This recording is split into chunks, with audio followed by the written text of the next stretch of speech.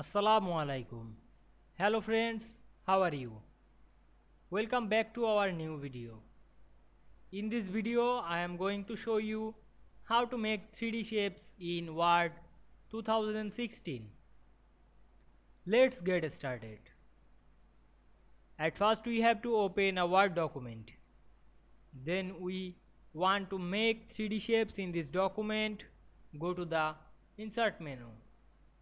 And we can see here many options. We find and select the shapes option and we select any shapes. I select the rounded rectangle shapes. Then click and drag on your mouse to draw these shapes, and we can see here we draw this shape very easily. Now we click these shapes and go to the format menu.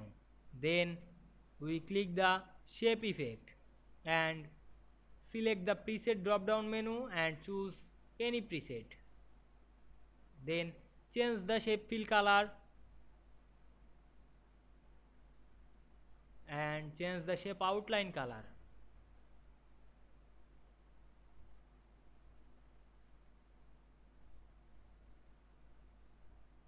Then again go to the shape effect, then apply some shadows, reflections, etc. Now we can see here we make 3D shapes in this Word document very easily. I hope you enjoyed the video.